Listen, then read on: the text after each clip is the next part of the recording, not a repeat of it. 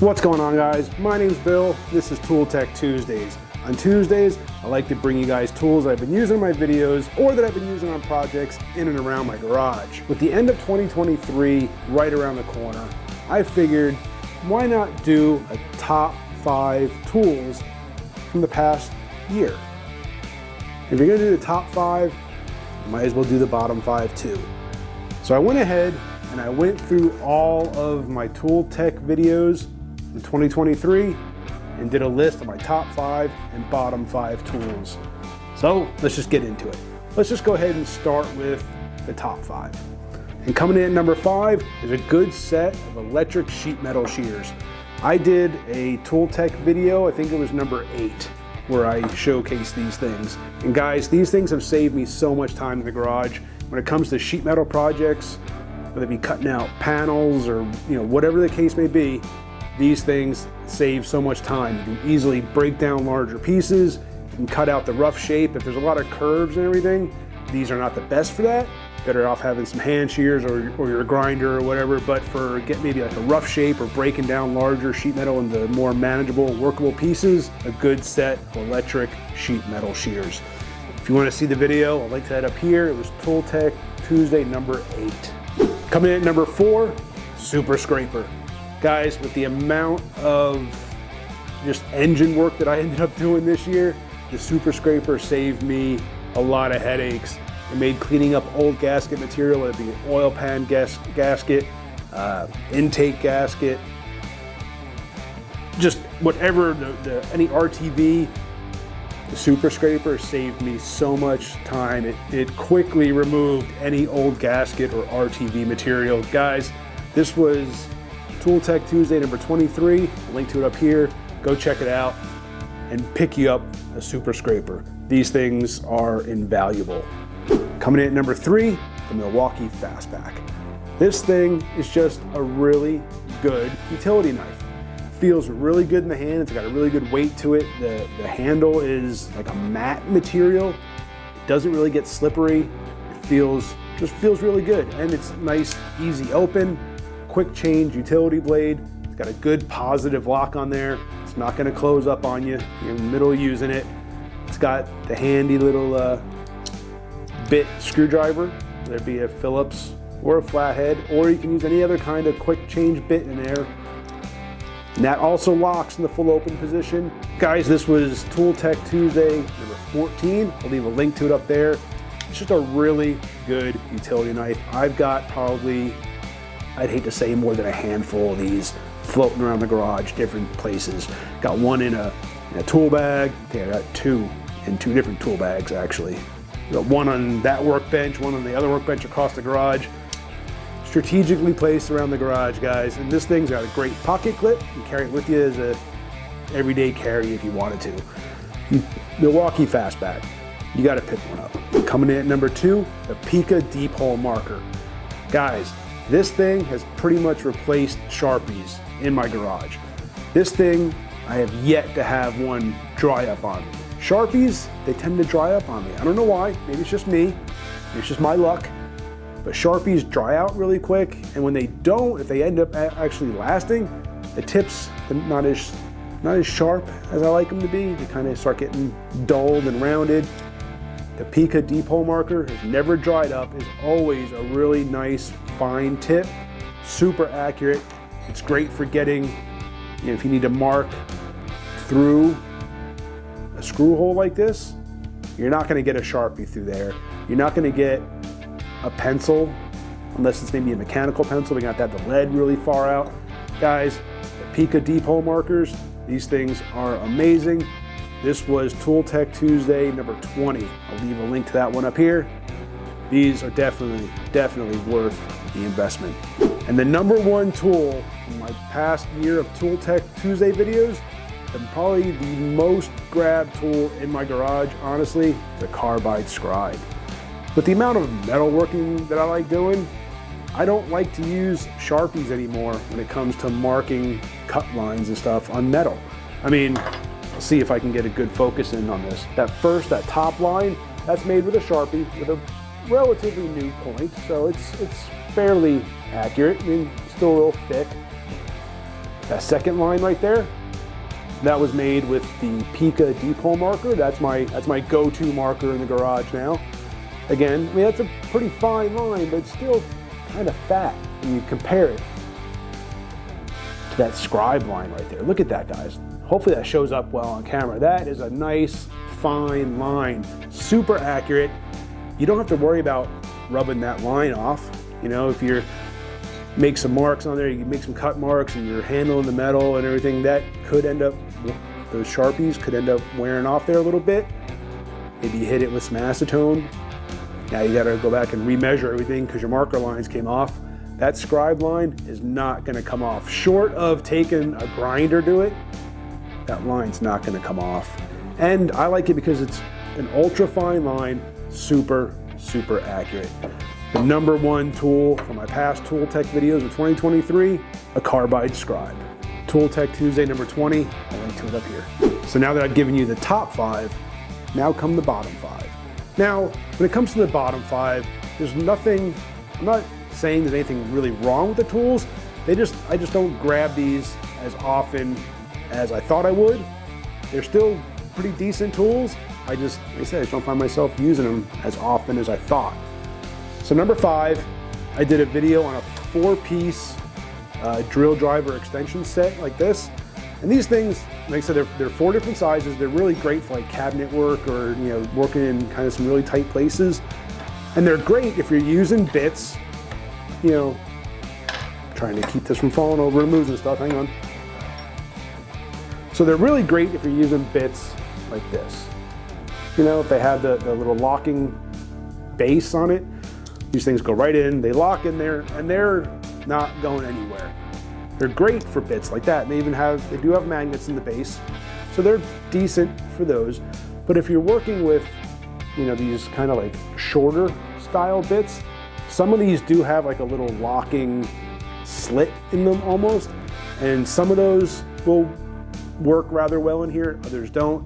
But then you have ones like this where there is no slit for a lock. So what happens there is it doesn't lock in there. They're still kind of held in by a magnet, and they're still pretty tight. I mean, it's not gonna go fall out on its own. They're just not secure in there. So for that reason, I find that I don't grab these as much as I thought I would. But if I'm using, you know, one of these other style bits, they're just fine. So they are still good tools. They're just not, like I said, I just don't grab them as much as I thought I would. These were Tool Tech Tuesday number 31. I'll leave a link to them up there if you want to go check it out. Still a decent tool, still handy to have. I just don't use them as much as I thought I would. Coming in at number 4, my bottom 5 tools of 2023 are these adjustable and style wrenches. Now, just like the drill driver extensions that came in at number 5, these things are actually a really good tool. What I really like about them is, you know, when you're working with these AN fittings, obviously they're not going to mar up your fittings. That's the #1 benefit. But these, the way they grab these AN fittings by 4 sides of that fitting, you really get a good grip on that fitting. You're not going to slip off it when trying to tighten these down or trying to break one loose. You're not going to slip off it. I mean, there's no way. But it's because of that shape where it grabs 4 sides that you can't, you know, if this was attached, you can't just come straight on to your fitting. You either got to open them up really wide to get around that fitting, or you got to kind of come like over the hose and then slide it down to try to get over. Unlike a conventional wrench where you could just slide straight on. With these wrenches, you can't do that. So, and also just their size in a way, they're not good if you're working in tighter areas. Again, where you could come straight on if you were working in a tighter area, because of the way you have to kind of manipulate these and get them around the fitting or open them really wide to get on there.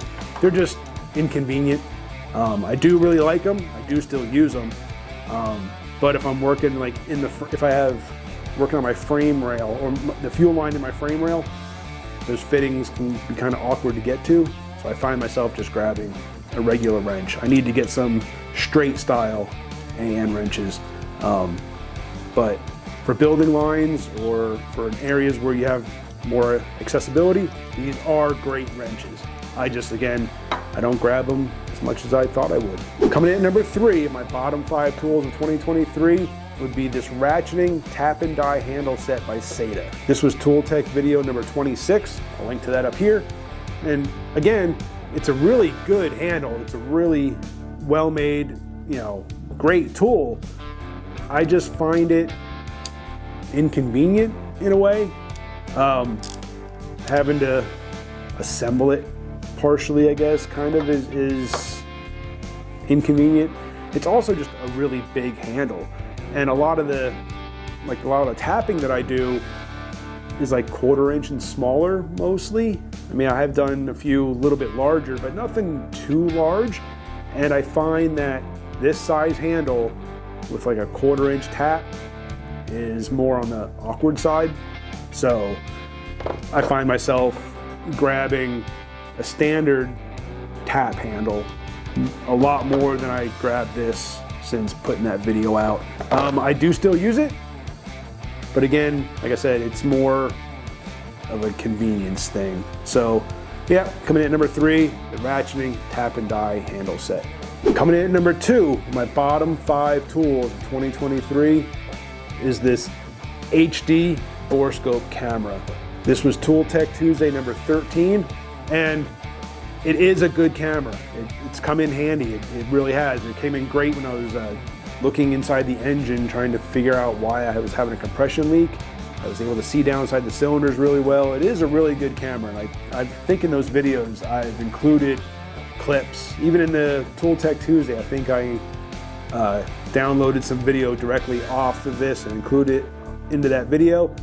And it is a decent scope camera. The issue I have with it is the actual screen itself. Even though in working in the garage, you would think that you'd be able to see it just fine. I find that you gotta kind of, almost like you're looking at it in the sun all the time. Like you gotta look at it at almost like a weird angle to get a good visual of it. But other than that, I mean, it's been a great tool to have. There are probably better ones out there with better screens that are easier to see. It's just, I'm just not impressed with the screen on this one. Again, good tool to have. It's definitely gotten some use over the last year. I just wish the screen was a little easier to see. Yeah, I would think, yeah, it's just an awkward, it's just not a great screen to try to see. So that's why it came in number 2. And the number 1 bottom tool of all of my Tool Tech Tuesday videos from 2023, I don't think is going to be any real surprise to anybody. It was Tool Tech Tuesday number 36. It's a flexible ratchet extension. Now I know people are going to say, told you so. It's not a bad extension. It has its place in your toolbox. It serves a purpose.